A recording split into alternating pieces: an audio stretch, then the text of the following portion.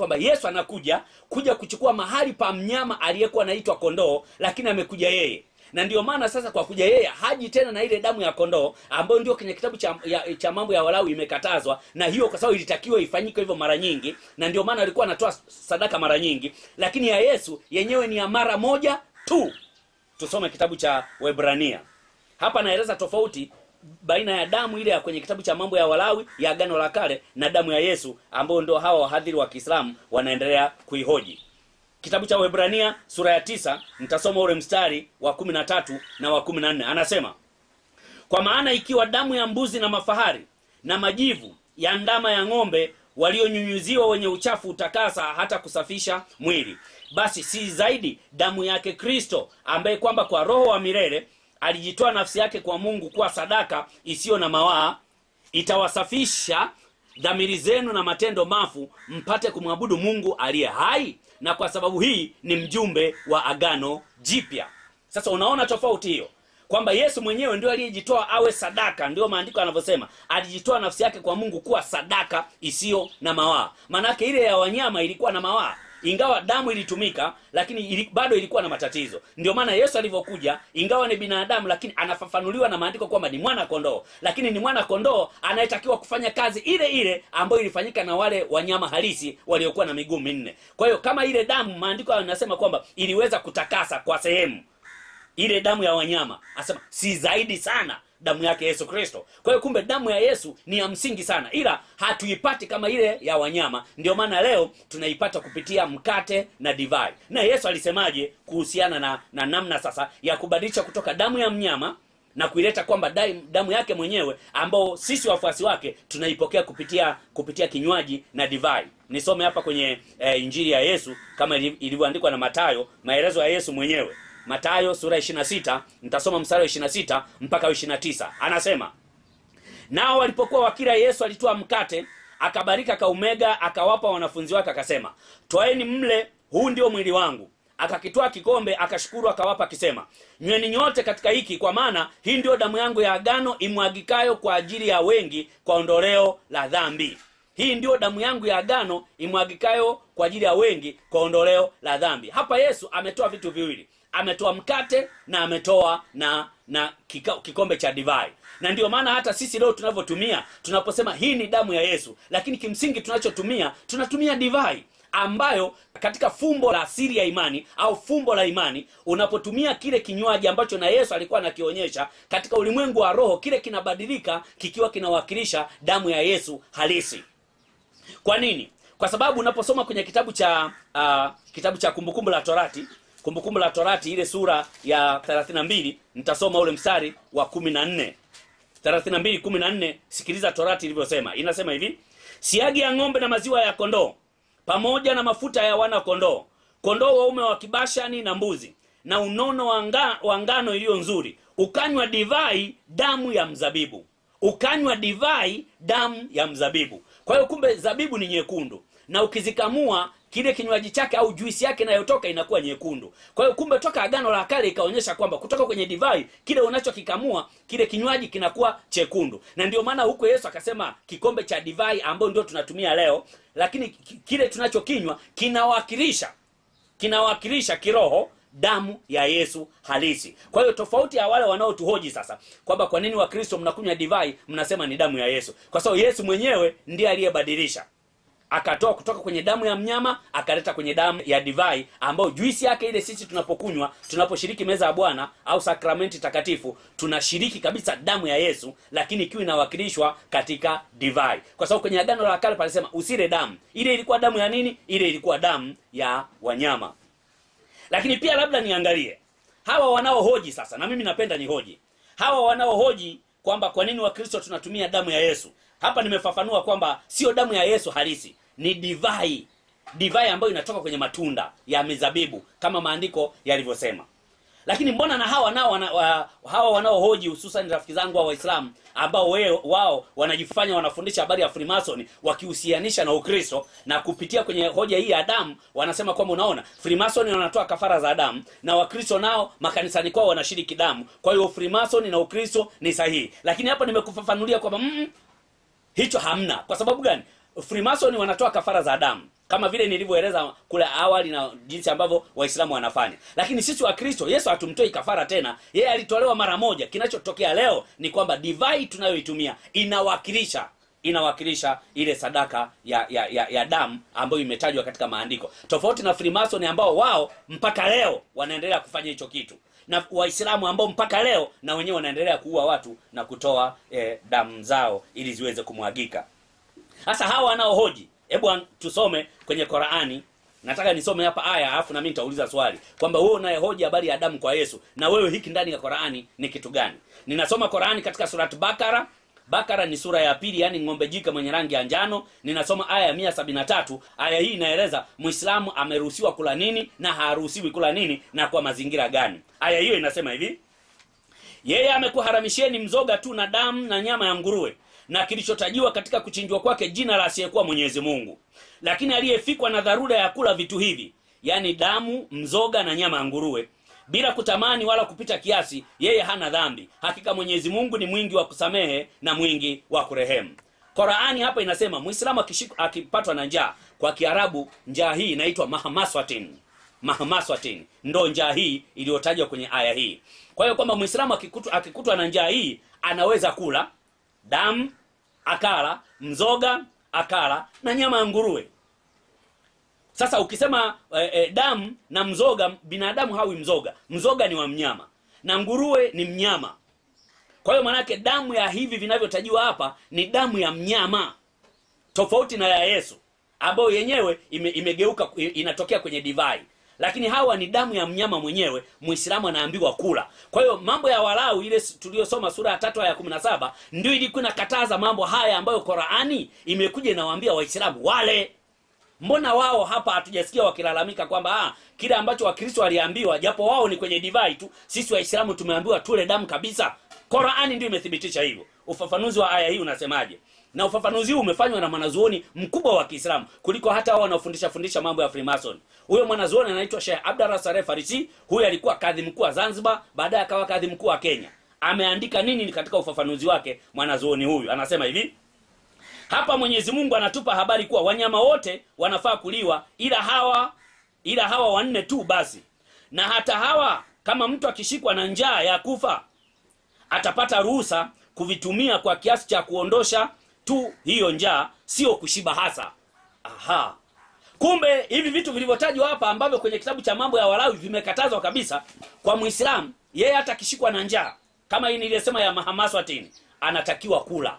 Alafu anasema yeye akila atasamehewa. Sasa angalia, mbona huyu anayehoji habari ya damu ya Yesu iliyo katika divai, mbona haya hajasema kwamba lakini na sisi kwenye Uislamu tumeambiwa kwamba tukishikwa na njaa hii ya mtu kukaribia kufa, kwa maana mahamaswatin, mtu anaweza kutumia vitu hivi? Hapa ndipo tunapokuja kushangaa. Lakini hao nao wahoji wa Kristo, nimefafanua kwamba damu ya Yesu ikoje. Lakini je, akifika mahali pa njaa kama hii, je, Biblia imemruhusu ale damu? Jibu ni kwamba hapana. Kwa nini hapana? Nataka nisome maagizo ya mitume wa Yesu kwenye kikao kilichofanyika kule Yerusalemu, ambao ndio kinaitwa mtaguso wa kwanza. Kikao hicho kiliongozwa na mtume Yakobo. Tunasoma kwenye kitabu cha Matendo ya Mitume ile sura ya 15. Nitaanzia ule mstari wa sura ya 15, nitasoma mstari wa 23 mpaka ule wa 29. Anasema hivi: mitume na ndugu wazee kwa ndugu zetu walioko Antiokia na Shamu na Kilikia, walio wa mataifa, salamu. Kwa kuwa tumesikia ya kwamba watu waliotoka kwetu wamewasumbua kwa maneno yao, wakipotosha roho zenu ambao sisi hatukuagiza. Sisi tumeona vyema hadi tumepatana kwa moyo mmoja kuwachagua watu na kuwapeleka kwenu, pamoja na wapendwa wetu Barnaba na Paulo, watu waliohatarisha maisha yao kwa ajili ya jina la Bwana wetu Yesu Kristo. Basi tumewatuma Yuda na Sila, watakaowaambia wenyewe maneno yayo hayo kwa vinywa vyao. Kwa maana ilimpendeza Roho Mtakatifu na sisi tusiwatwike mzigo ila hayo yaliyo lazima, yaani mjiepushe na vitu vilivyotolewa sadaka kwa sanamu na damu na nyama zilizosongolewa na uasherati. Mkijizuia na hayo mtafanya vyema, wasalamu. Hii ilikuwa ni ujumbe wa kikao cha mitume wa Yesu. Wameendelea kukataza damu. Tena wanasema habari za wanyama. Lakini damu inayobaki ni ile ya Yesu, sio tena ya wanyama. Hiki ndicho ambacho tunaendelea kuhoji. Kwamba hawa wanaohoji wanauliza kwamba mbona Wakristo wanatumia divai wakidai kwamba ni damu ya Yesu. Nimetoa maelekezo ndani ya Biblia kwamba Yesu mwenyewe ndio aliagiza kwamba alivyochukua kile kikombe ambacho kilikuwa na juisi ya divai ambayo kwenye Kiebrania inaitwa yain, na ile inaitwa yain tirosh. Divai tunazozisema katika lugha ya Kiebrania inaitwa yain, iwe imechachikwa au haijachachuka, fermented or unfermented, zote zinaitwa yain. Lakini kuna aina mbalimbali. Sasa kuna yain tirosh, kuna yain enab, kuna yain shakar, kuna yain shema na yain isis. Hii inayotajiwa hapa ambayo ndio tunatakiwa kuitumia kwenye Kiebrania inaitwa yain isis. Ukija kwenye Kigiriki ambayo ndio iliandikwa Biblia katika Agano Jipya, kinywaji chote kiwe kimechachuka au hakijachachuka, yani fermented or unfermented, inaitwa oinos. Na hizo oinos sasa ziko za aina mbili. Kuna oinos neos na oinos glucose. Oinos neos maana yake ni divai mpya ambayo mmeitengeneza hapo na mnaweza mkaitumia. Kwa hiyo Yesu alipokuwa anaongea habari za divai ambayo ndio inapita na kwenye maandiko, yani kwenye Kiebrania hii inaitwa yain isis na kwenye Kigiriki inaitwa oinos neos.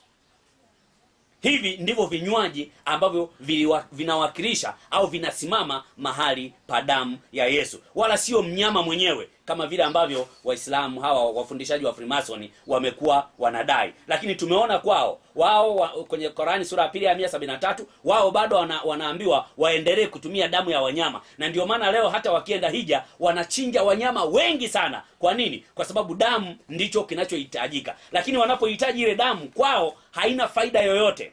Ni tofauti na vile ambavyo kwenye Biblia imesema, Yesu anasema kwa ajili ya ondoleo la dhambi. Je, kwao wakichinja nini kinachotokea? Nasoma kwenye Qur'ani sura 22 aya ya 36. Hii inaitwa surati Haji, yani sura ya kuhiji. Mnaposikiaga wanaenda Maka wanahiji huko na wanachinja wanyama. Sasa aya hii inasemaje? Nitasoma aya 36 na 37. Ya 36 inasema, na ngamia na ng'ombe na mbuzi na kondoo wa sadaka tumekufanyeni kuwa katika alama za dini ya Mwenyezi Mungu. Kwa hawe mnayo heri nyingi. Basi litajeni jina la Mwenyezi Mungu juu yao. Wasimamapo safu mnawachinja, na waangukapo ubavu kuleni katika hao, na mlishe makafiri wanaoomba na wanaorondea bila ya kuomba. Namna hivi tumewatiisha kwa ajili yenu ili mpate kushukuru. Aya hii inamwambia Muislamu akiwa hija achinje.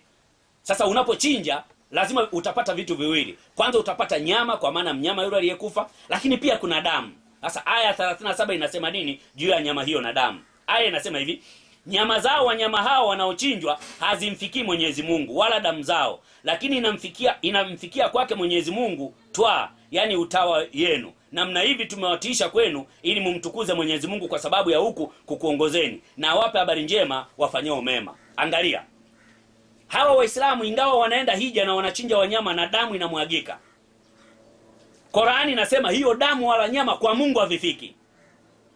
Lakini kwenye wanyama wale wanaochinja kule wameambiwa waendelee kuchinja na tena wale na damu.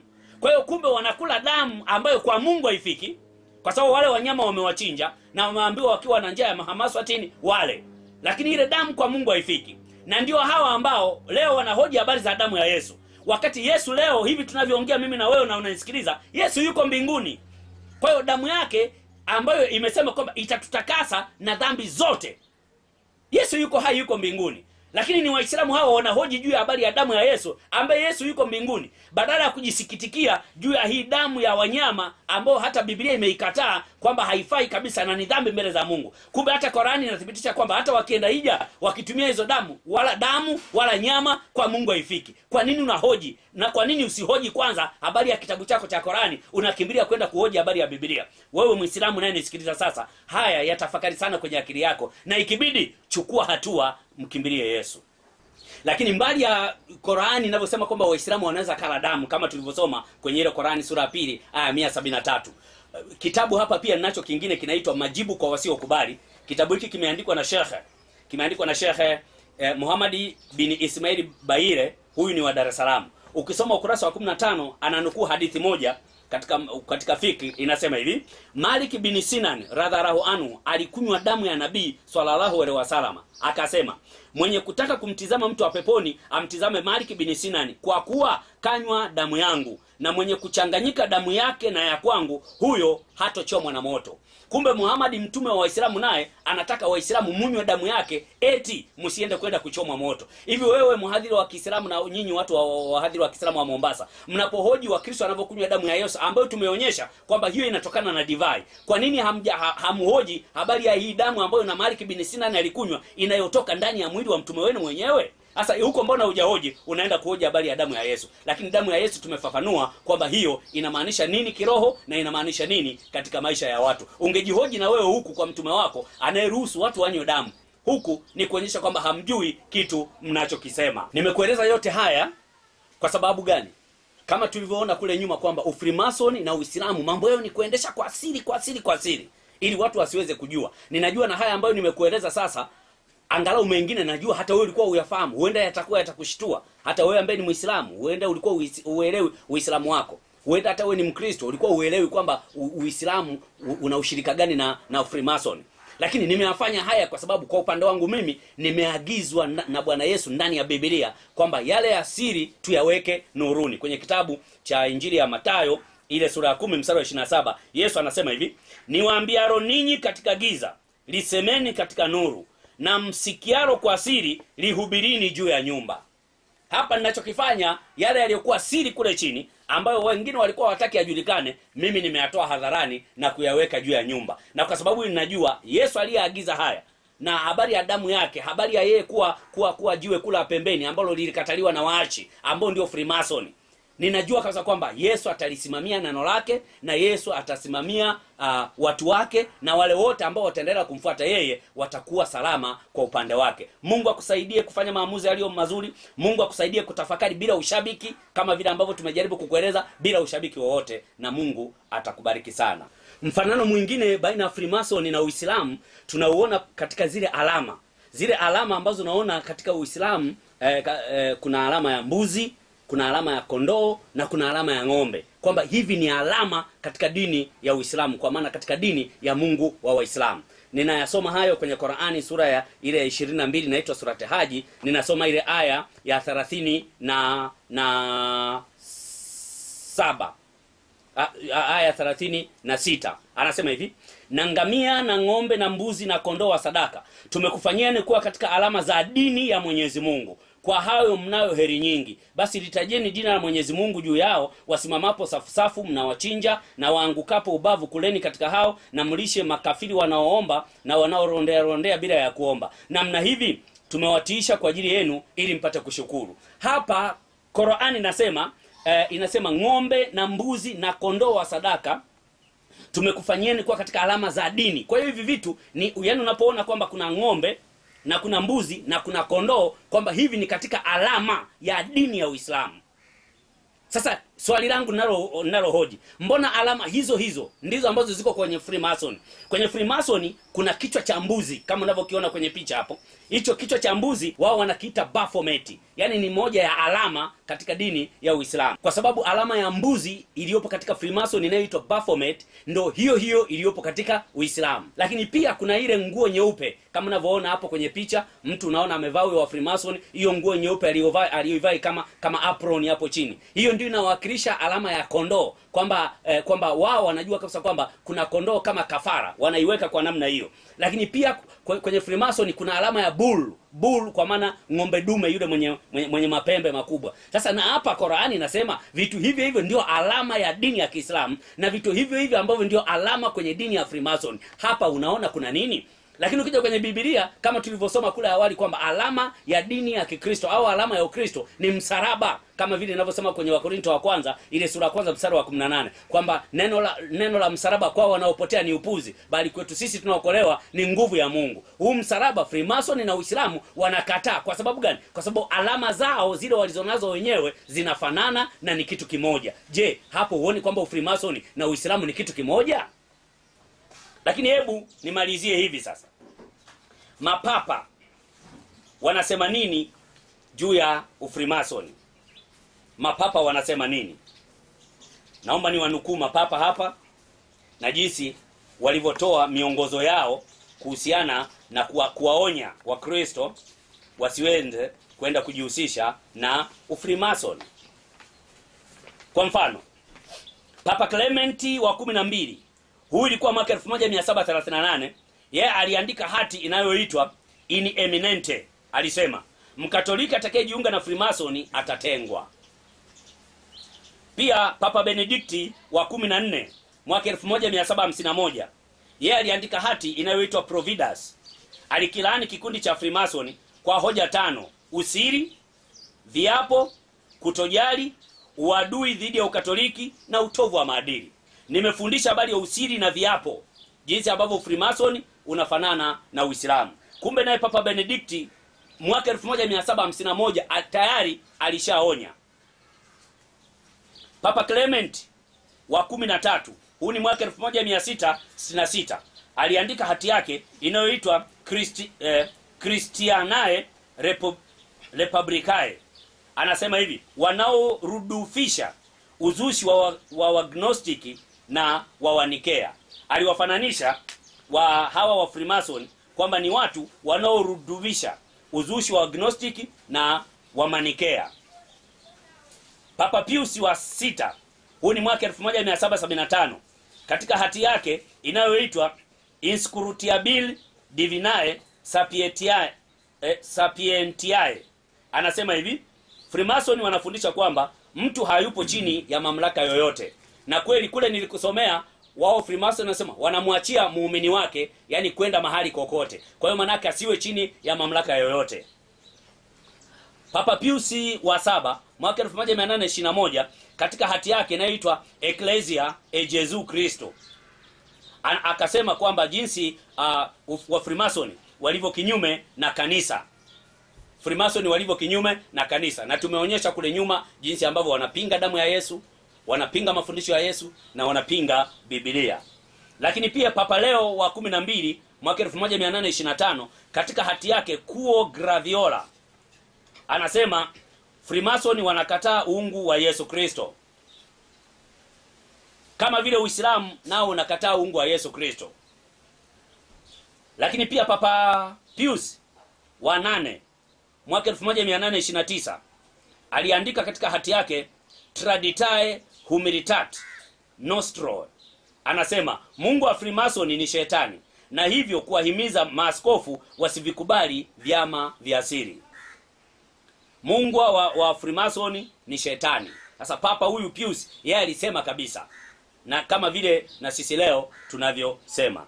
Lakini pia Papa Gregory wa 16 mwaka 1832, katika hati yake inayoitwa Miari Vos, alisema falsafa ya Freemason inalitafuta kanisa. Na ndio maana nimekuambia, unaona kila kitu akiongea kule wanaongea habari ya kanisa, wanaongea habari ya kupinga wokovu. Kumbe na Papa alishaona na kuonya hilo. Papa Pius wa 9 mwaka 1873, katika hati yake Ex Murta, anasema Freemason ni kitu kiovu sana, sawa na Freemason ya Ulaya ambayo ameliita ni sinagogi la shetani, kwa kuanzisha ugomvi, vita na uharibifu. Papa mwingine ni Papa Leo wa 13 mwaka 1884, katika hati inayoitwa Humanum Genus, anasema gamba la Freemason lichanwe kabisa. Alikuwa anasema hayo tarehe 8 mwezi wa 12 1892. Pia aliandika, tukumbuke kwamba Ukristo na Freemason havichangamani kabisa, kiasi hiki kwamba kuungana na upande mmoja ni kuachana na upande wa pili. Hivi basi tuubainishe Freemason kama adui wa Mungu na kanisa na wa nchi yetu. Huyo ni Papa Leo, alisema tuubainishe na tuuchambue kabisa, na hiki ni ninachofanya ndicho ambacho na Papa Leo 13 mwaka 1884 alikisema. Lakini pia Papa Benedikti wa 15 mwaka 1917, yeye alisimamia rasimu ya sheria ya kanisa iliyokazia kutengwa kwa Wakatoliki watakaojihusisha na Freemason. Hawa ni mapapa katika Ukatoliki ambao tumeona toka miaka hiyo wameendelea kusimama kinyume na mafundisho ya Freemason. Kwa hiyo akatokea mtu ambaye anajiita papa, yeye akasema ni mfuasi wa Freemason, ajue kabisa anafuata mafundisho ambayo ni kinyume na Biblia na ni kinyume na mafundisho ya kanisa, kama vile mapapa walivyosema, na kama vile watu wanaojua ukweli kama ninaokufunulia leo ninavyokueleza, na kama vile ambavyo ukweli halisi ulivyo. Tumeona kabisa kwamba Freemason haukubaliani kabisa na imani ya Kikristo, lakini Freemason unakubaliana kabisa na mafundisho ya Kiislamu, na kama vile ambavyo vitabu vya Kiislamu vimethibitisha na vile ambavyo mashehe wa Kiislamu wenyewe wamesema. Ninarudia kwa mara ya mwisho, tuko tayari kwenye mdahalo na Muislamu yeyote na Freemason yeyote anayesema Biblia hii inaweza ikatoa au ikafundisha mafundisho ya Freemason. Tuko tayari kuendelea kufundisha haya. Hii ni sehemu ya kwanza, lakini pia tutakufundisha habari ya Freemason sehemu ya pili ambayo itakujia hivi karibuni. Na wewe Muislamu, Mungu aweze kukusaidia uweze kujua ukweli hii. Ikibidi kama naweza, chukua DVD hii wapelekee mashehe wako, au kama una nafasi ya kuonana na hao mashehe wanaofundisha habari za Freemason. Tunahitaji watu wakajue ukweli ya Mungu ili Mungu akapate kuwasaidia. Napenda sasa niongee na wewe ninapokwenda kumalizia ujumbe wangu. Ninajua wewe ambaye unanisikiliza na kunitazama sasa na umefuatilia hili somo toka mwanzo, kuna mambo mengi ambayo umegundua. Kuna mengine ambayo sijayagusia, kwanza kueleza sijui habari ya satellite, sijui kwamba ziliwekwa chipu, sijui mara sijui hivi vilifanywa hivi. Nikakuta kwamba hivyo vitu vyote wala havihusiani kabisa. Lakini lilikuweko jambo la msingi ambalo hili nimekueleza kwamba Freemason na Uislamu wanaficha mambo yao ili watu waweze kudanganywa na kuingia humo, lakini kumbe mwisho wake ni kwenye mauti kama tulivyoona. Naomba nitoe wito. Najua hiyo mikanda kuna nyinyi watu wa Kongo kule DRC mmeiona, watu nyinyi wa Burundi mmeiona, watu wa Rwanda mmeiona, watu wa Uganda mmeiona, watu wa Kenya, watu wa Msumbiji, wa Malawi, wa Zambia, sijui wa wapi, na hata hapa Tanzania. Hiyo mikanda imesambaa sana mmeiona. Lakini naomba nitoe changamoto kwamba hiki ninachokueleza sasa, katika hizo kanda zote ambazo umeziona, ambazo wahadhiri wa Kiislamu wanaeleza habari ya Freemason, haya niliyoyasoma na vitabu tulivyosoma hapa toka mwanzo, hulioni hata moja wakiwa wamegusia. Kwa nini? Lengo la kutaka kukupoteza. Na ninatoa wito tena, nakumbusha tena, tuko tayari kufanya mdahalo na Waislamu ili kuonyesha kwamba Uislamu na Freemason chanzo chao ni kimoja, kama alivyokiri Shehe Nahoda. Tuko tayari.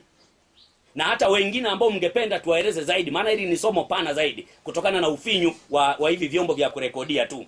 Lakini tuko tayari hata kuja kwenye makanisa yenu na kuja kuwafundisha hata mambo mengine ambayo hata hapa huwezi kuyasema kutokana na unyeti wake jinsi ulivyo kuhusiana na Uislamu na hiyo imani ya Freemason.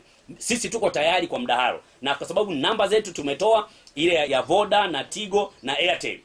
Sisi tuko tayari, muwasiliane na sisi. Pamoja na hayo mawasiliano ya barua pepe au email, tuko tayari.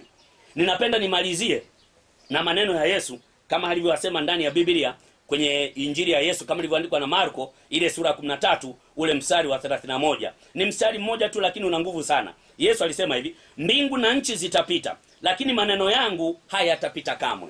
Mbingu na nchi zitapita, lakini maneno yangu hayatapita kamwe. Ni maneno gani ya Yesu ambayo hayatapita kamwe? Ni maneno ambayo Yesu aliyasema kwenye Injili ya Yohana ile sura ya 14 na mstari wa 6. Maneno hayo huyakuti mahali pengine popote. Yesu anasema hivi: mimi ndimi njia na kweli na uzima.